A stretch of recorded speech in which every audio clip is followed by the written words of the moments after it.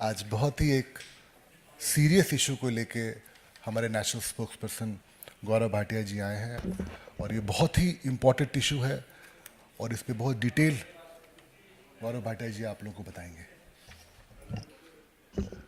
बहुत बहुत धन्यवाद प्रत्युष जी। सभी पत्रकार बंधुओं को भी हमारा नमस्कार।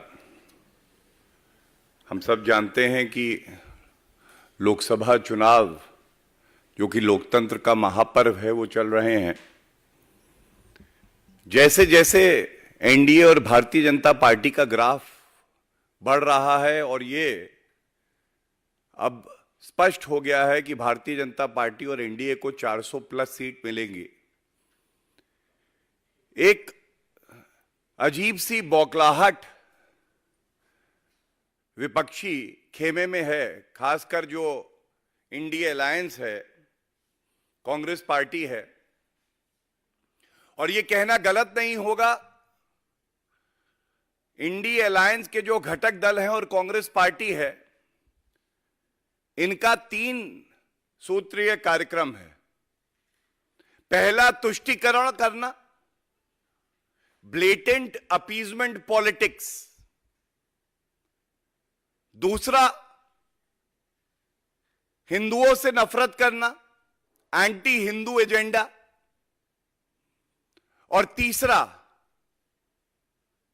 सत्ता पाने के लिए गैर जो भारत से प्यार नहीं करते हैं, भारत विरोधी शक्तियां हैं, उनसे हाथ मिला लेना है। हमने देखा कुछ दिन पहले हमारी बहन नेहा हिरेमठ, इनकी चाकू घोप घोप कर कर्नाटका हुबली में हत्या कर दी गई।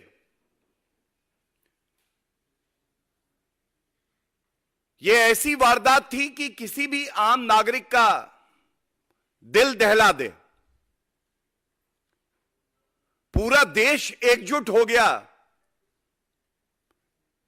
कि इस पीड़ित परिवार को इंसाफ मिलना चाहिए।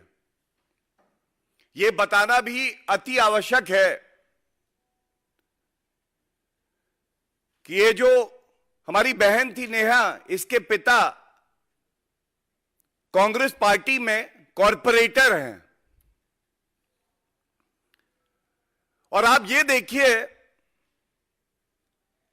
कि आज नेहा के पिताजी स्वयं कह रहे हैं कि मुझे कर्नाटका में जो तुष्टीकरण करने वाली कांग्रेस सरकार है, इस पे भरोसा नहीं है। अगर आज ये कहा जाए जंगल राज कैसा होता है, हमारी बहन को चाकू घोप दिया जाए, बिल्कुल ऐसा होता है। कानून व्यवस्था ध्वस्त है, सिद्धारमैया मस्त है। और आज ये सवाल यहां से पूछे जाएंगे, हमारी पार्टी के राष्ट्रीय अध्यक्ष जेपी नड्डा जी पीड़ित परिवार से मिले और हर भारतीय जनता पार्टी के कार्यकर्ता की तरफ से एक बात स्पष्ट करके कही कि पीड़ित परिवार को न्याय मिलेगा। ठीक है, हम विपक्ष में हैं कर्नाटका में, लेकिन विपक्ष की एक बड़ी भूमिका होती। हम उजागर कर रहे हैं किस तरह से जब हमारी बहन की हत्या कर दी गई, क्योंकि आरोपी एक धर्म विशेष से है, तो उसको संरक्षण देने का काम कोई कर रहा है, तो वो कांग्रेस पार्टी और सिद्धारमैया स्वयं, उनको खड़ा होना चाहिए था पीड़ित परिवार के साथ। और वो खड़े हो रहे हैं जो आरोपी हैं उनके साथ। ये पूछा नहीं जाएगा सरकार किसकी? कांग्रेस की। कॉरपोरेटर किसका? कांग्रेस का। साथ कौन खड़ा है पीड़ित परिवार के? भारतीय जनता पार्टी। हमारे राष्ट्रीय अध्यक्ष जेपी नड्डा जी, हमने मांग करी कर्नाटका की पुलिस नेताओं के दबाव में आकर जो आरोपी हैं उन पे कार्रवाई नहीं कर रही, सीबीआई जांच होनी चाहिए। और जब ये बात हम आपके समक्ष रखते हैं तो मैं एक लाइन जो आज रिपोर्ट हुआ है ये जरूर आपके सामने प्रस्तुत करूंगा। Niranjan हीरामत, who happens to be the Congress councillor from Hubli Dharwad Municipal Corporation, said this, and I quote his statement: I have given the names of 8 persons openly. They have not even caught one person. I have given names of 8 persons openly. They have not even caught one person. I'm losing faith now. I'm losing faith now. मेरा विश्वास टूट रहा है। और विश्वास किस पे टूट रहा है? कांग्रेस की जो सरकार है।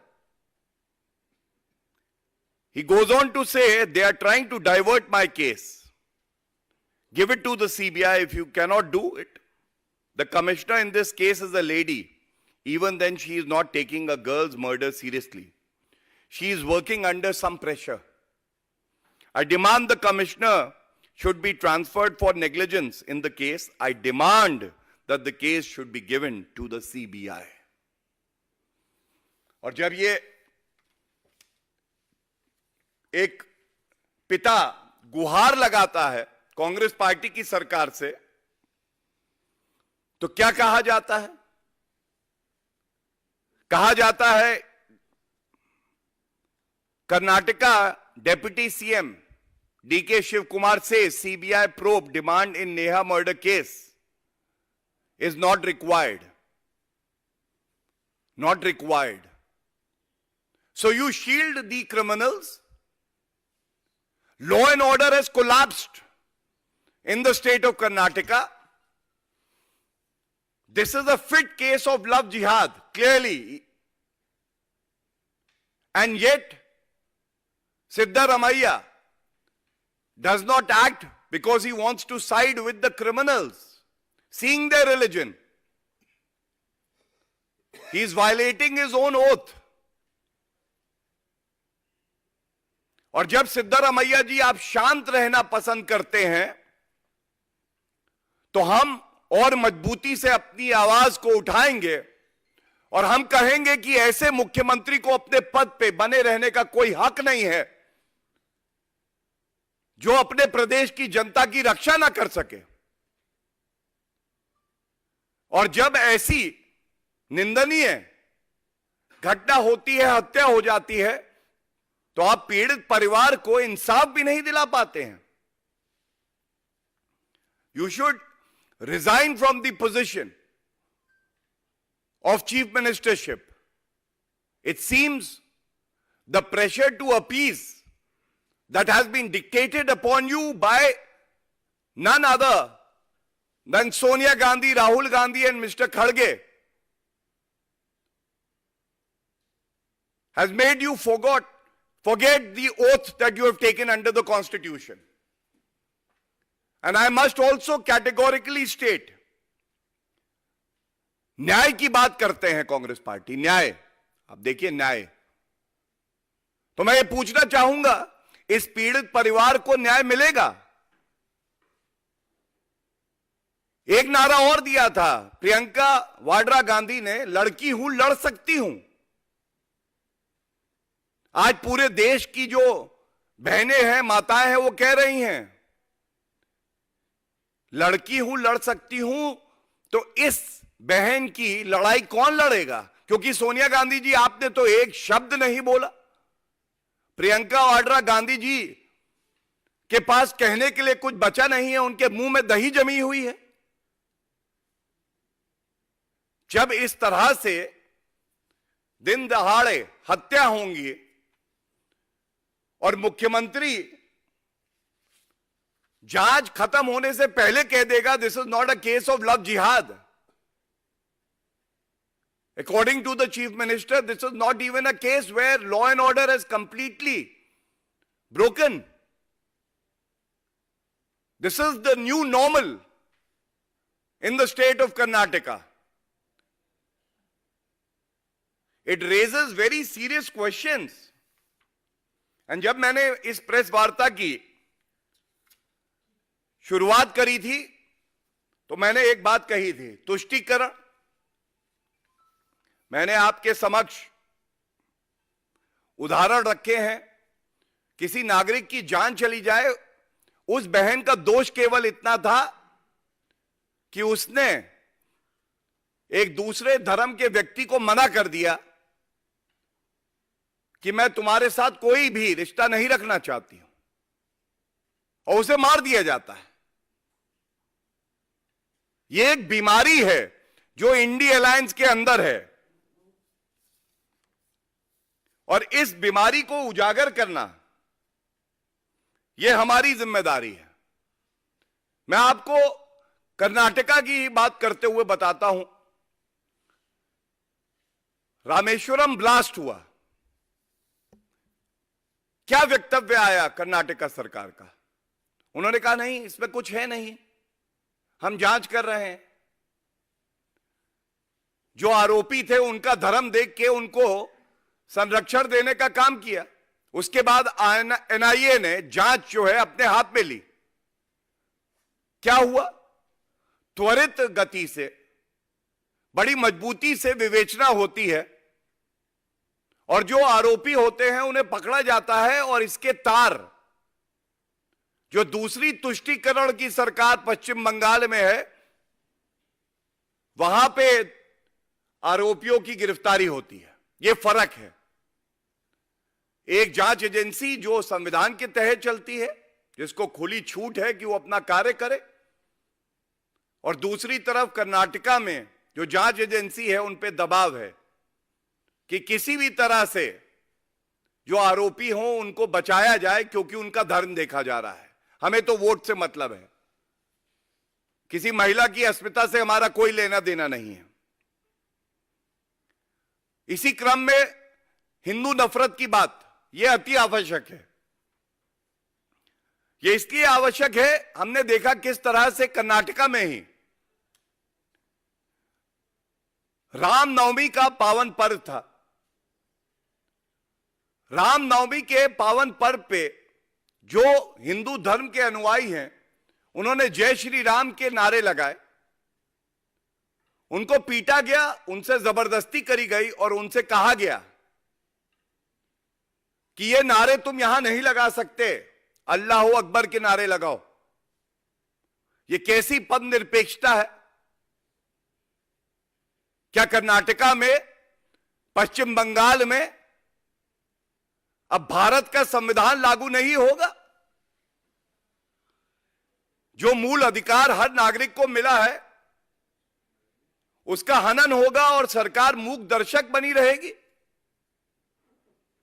इसी के साथ एक और वारदात यह भी कर्नाटका में हुई, जब एक युवक ने, जो ईमानदारी से अपनी रोजी रोटी कमाता है, अपनी दुकान पर हनुमान चालीसा लगाई और सुन रहा था,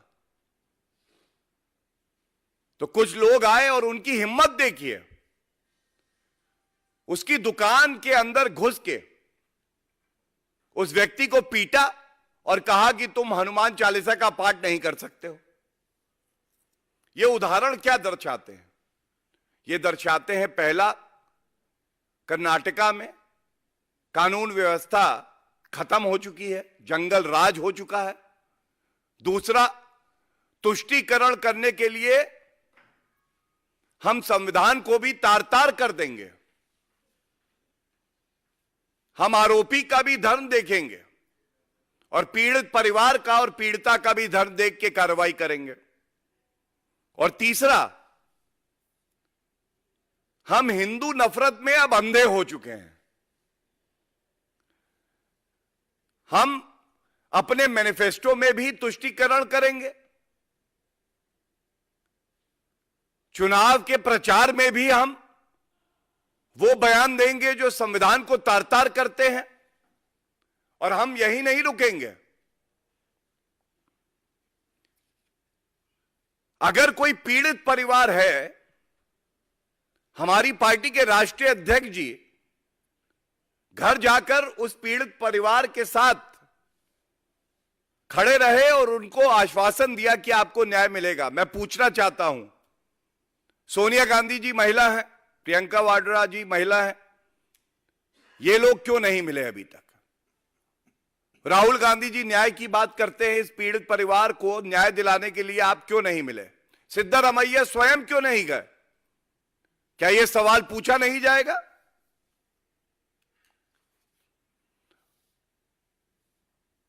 और इसके साथ यह तब होता है जब तुष्टीकरण करते हुए वोटों की कीमत तो बढ़ जाती है, लेकिन जो इंसान की कीमत है वो आपके नजर में खत्म हो जाती है। हम सब ने देखा है किस तरह से, ये बड़ा महत्वपूर्ण बिंदु है जो उठा रहा हूं, कांग्रेस का मैनिफेस्टो आया, ऐसा लगा कि जिन्ना से प्रेरित होकर वो मैनिफेस्टो आया है। उसमें बिल्कुल स्पष्ट लिखा है जो पर्सनल लॉज हैं उनको और मजबूत किया जाएगा।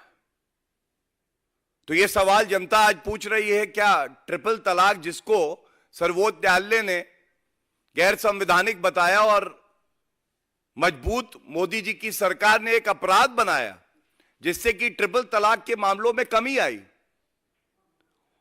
उसको पुनः स्थापित किया जाएगा?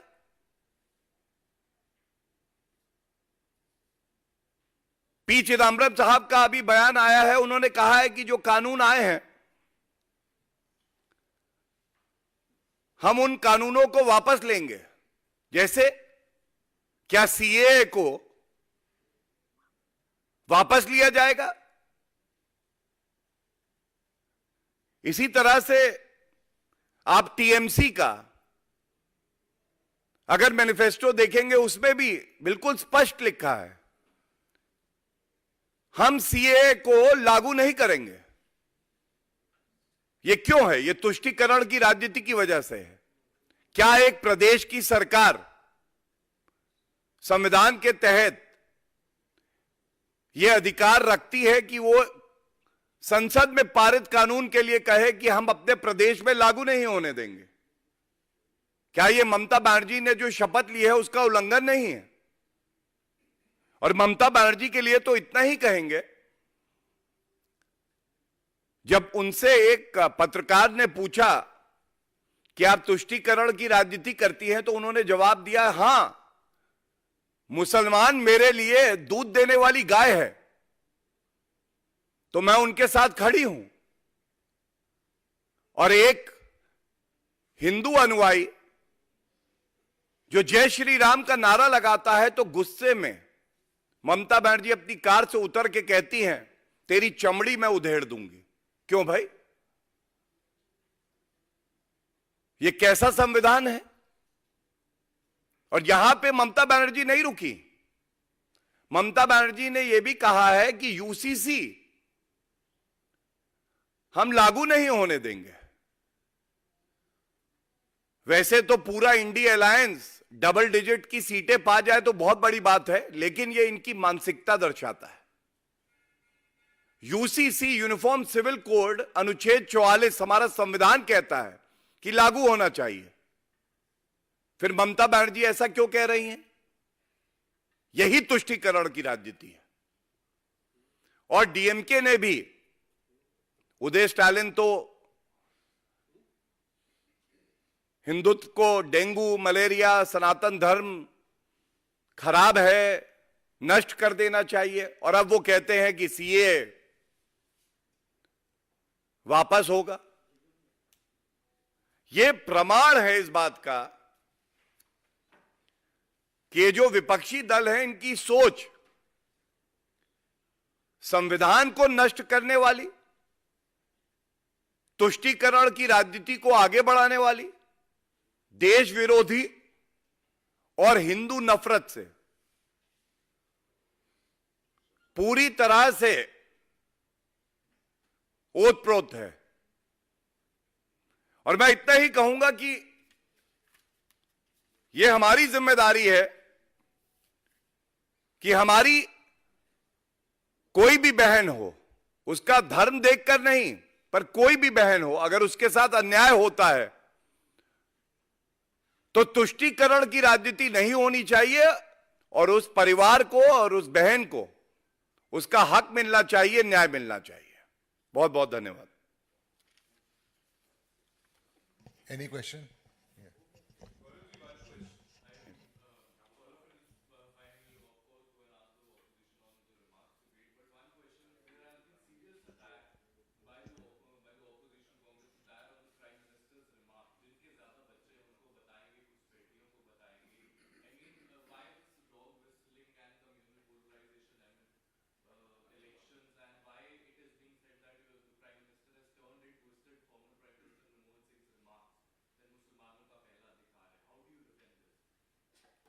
When you call a spade, the India Alliance starts feeling the pain. They are so ashamed of their own legacy and the past that they don't even wish that any leader from the Bharatiya Janata Party or the NDA shows them the mirror and talks about their past. I challenge from this platform. Did Manmohan Singh ji not say that the first right to the resources of the country is that of the minorities, particularly that of the Muslims? It seems that when Shri Narendra Modi ji is echoing the sentiments of every citizen of our country who believes in equality, it becomes very painful for the opposition that has indulged in appeasement politics for decades. Shah Bano to Shaira Bano, the journey. Congress gave Shah Bano. Shri Narendra Modi ji ensured after the Shaira Bano case that there is gender equality for all. Hajj subsidy. What is it? Blatant appeasement. And I must also underscore the fact that when our respected Prime Minister made this remark, it has resonated with the people of the country, because for the India Alliance, people who have illegally entered our country are far more important than the citizens of the country if they happen to be Muslims. And it takes a lot of courage to call a spade a spade. And that is the reason why they are opposing CAA also. So I would only very humbly state, for any democracy to progress and lead from the front, you have to first introspect to see where you have gone wrong. The era of the UPA is a black chapter in the democracy of our country. And therefore, when we refer to it, if the India Alliance, especially the Congress, feels ashamed, then so be it.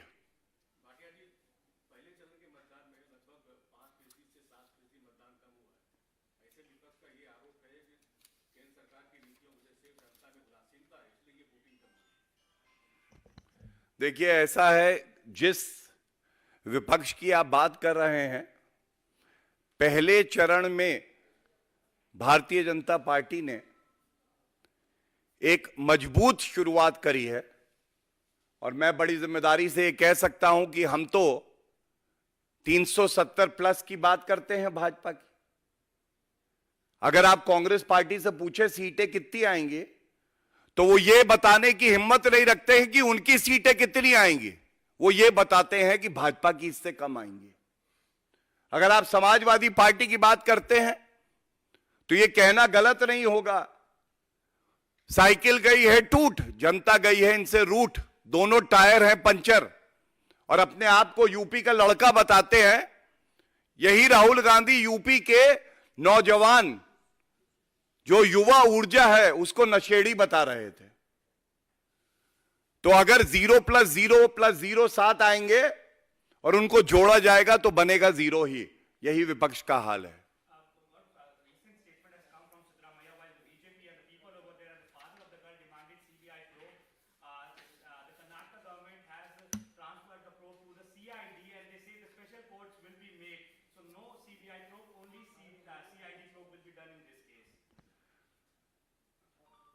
This is what I was emphasizing in the press conference. I'm very grateful to you that you have highlighted the sinister maneuvers of a government that believes in appeasement. What is CID? Does the CID not work under the state government? The request from the father is very categorical and clear. He does not have faith in the Siddaramaiah government. He is not hopeful that he'll get justice. Thus, he demands CBI investigation. And let me just add one line to it. Preventing crimes is a big responsibility of an elected government. Law and order is a state subject. This crime should not have happened in the first place. So failure number one is when you couldn't prevent happening of such a heinous crime. And now, the second sin that they are committing is the fact that they are not being able to ensure even justice for the family. I think nothing could be more sad than this, and Bharatiya Janata Party will firmly stand with the bereaving family. We will stand with every sister of ours who's being targeted by some because they feel that they enjoy political patronage from the Congress government.